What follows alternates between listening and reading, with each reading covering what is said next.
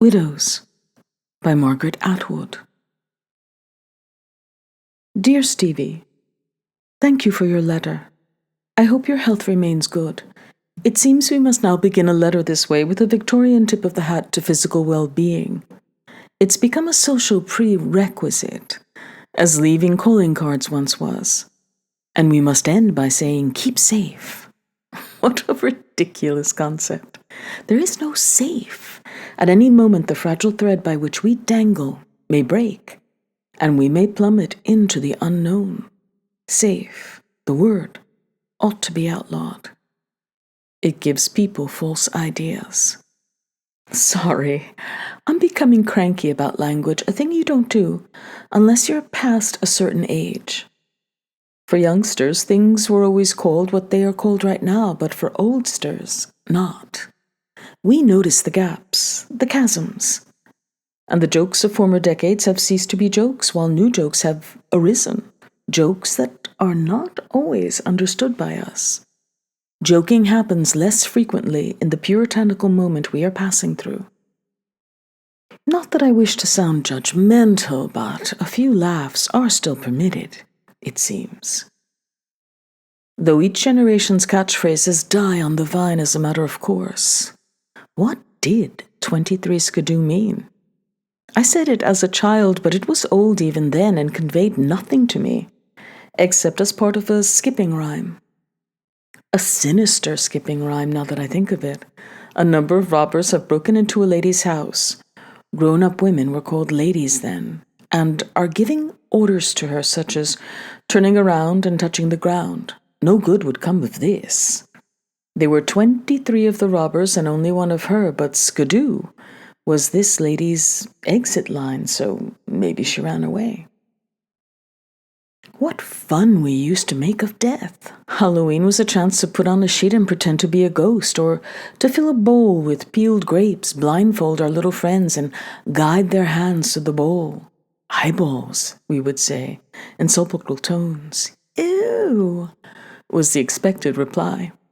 Next would come a chant about dying, being buried, becoming worm-infested and turning green, all hilarious to us then, but how many of our once large basket of impish children are left? Not many. Gone. And with them, the vestiges of the grape eyeballs and the green decaying bodies. A few old cronies clinging on to the cliff's edge, having tea and cookies in the sun, and spilling crumbs and milk on their not entirely clean t-shirts. Or distressing their neighbors by trying, slowly, ponderously, slipping dangerously on the ice, to shovel the snow off their walks. Here, let me do that for you. Oh no, I can manage, thank you. Beetles, near the end of their life cycle, still gamely making their way up the once familiar flower stalk. Where am I? And what am I doing here? The beetle might be wondering. How long can they go on? The neighbors muse. Surely not much longer. Oh, but don't suppose for an instant that we don't know what they're thinking. We thought it all ourselves once. We still think it. But none of this is happening to you, dear Stevie. You are much younger, although you don't think so now. If you live another 30 years, which I sincerely hope you will, and more, depending on your condition by then, of course. If you live another 30 years and are still enjoying it, or most of it, if anyone will be enjoying or indeed living, considering the huge unknown wave that is already rolling toward us, I suspect you will look at a picture of yourself as you are today. Supposing your personal effects have survived flood, fire, famine, plague, insurrection, invasion, or whatever. And you will say, how young I was then. But that's a long digression. You asked me how I was doing.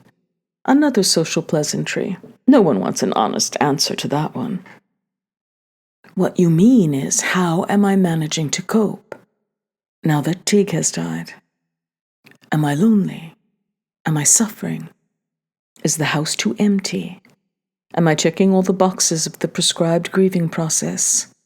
have I gone into the dark tunnel, dressed in morning black with gloves and a veil, and come out the other end all cheery and wearing bright colors and loaded for bear?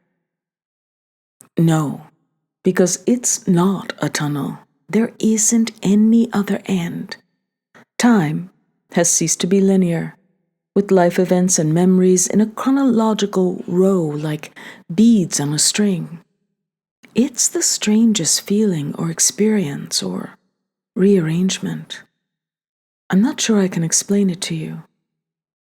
And it would alarm you unduly if I were to say to you, Teague isn't exactly gone. You'd jump immediately to ghosts or delusional states on my part or dementia, but none of those would apply. You will understand it later, perhaps, this warping or folding of time. In some parts of this refolded time, Tig still exists, as much as he ever did. I don't intend to share any of this with you. I don't want you calling my younger friends and relatives in a state of concern and telling them something must be done about me.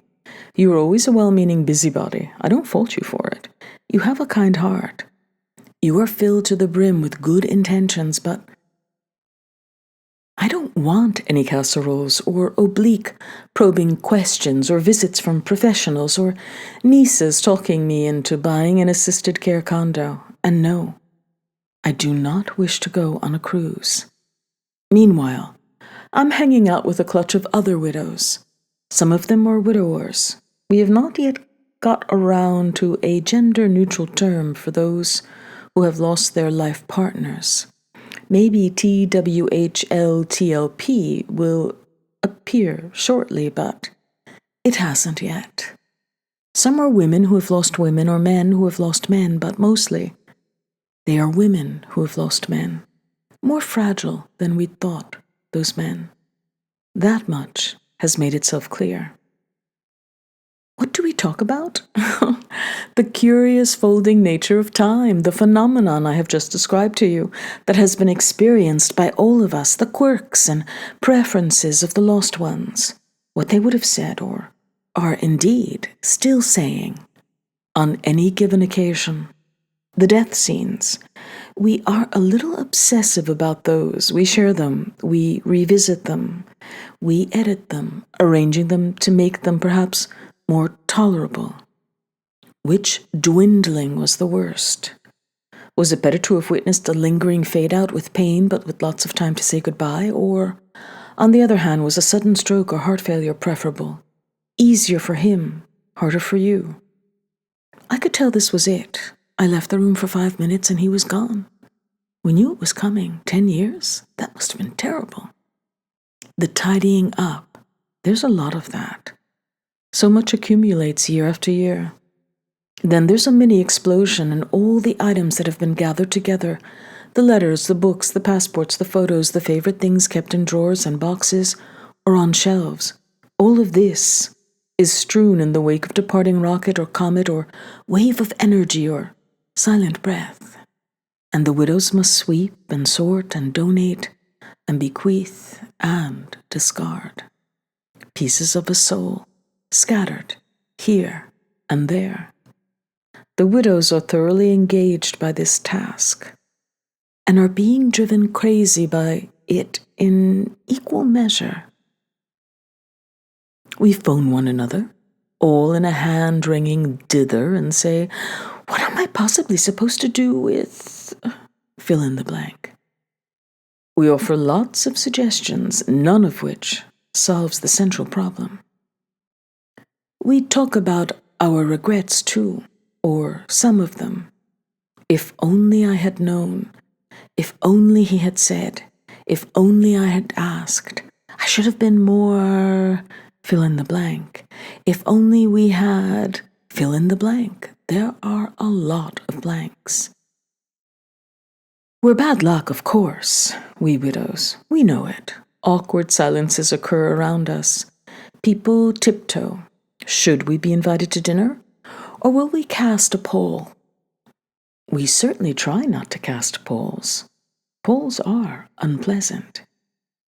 It used to be worse, or in other places and in other eras. We'd get buried alive with the dead king, or we'd join him on his funeral pyre.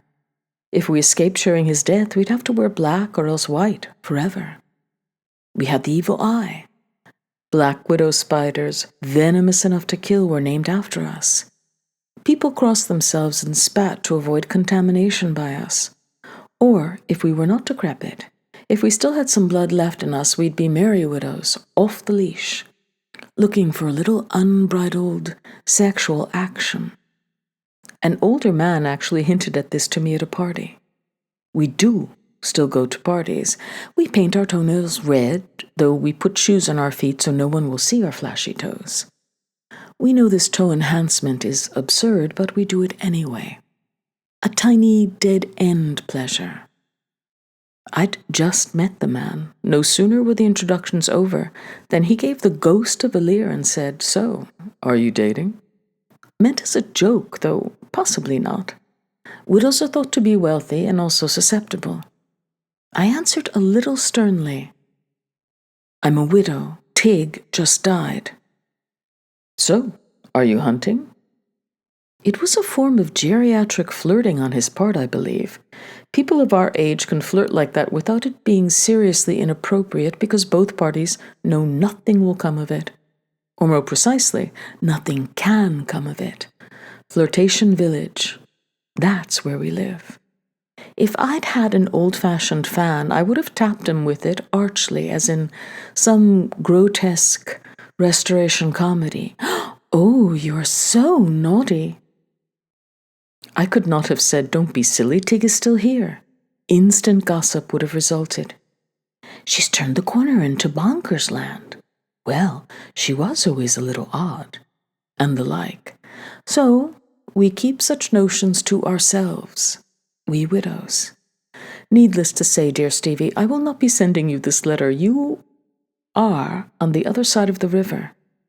Over where you are, your beloved is still in tangible form. On this side, the widow's. Between us flows the uncrossable. But I can wave to you and wish you well. And this is what I will do. Thus, Dear Stevie, thank you for your letter. I hope your health remains good. It's nice of you to ask how I'm doing. Quite well, I'm pleased to say. The winter dragged on, as it did for everyone, but now it's spring, and I'm busy in the garden. Already there are snowdrops, and the daffodils are sending up their first shoots. I have my eye on some oriental lilies that I intend to plant in the front border. I used to have them years ago, but the lily beetles got to them before I noticed. I'll be ready for those beetles this time. Forewarned is forearmed. The children are fine, the grandchildren are full of beans. I'm thinking of adopting a kitten. Not much other news. Let me know when you're coming this way. And we'll grab lunch. Stay safe. Fondly, Nell.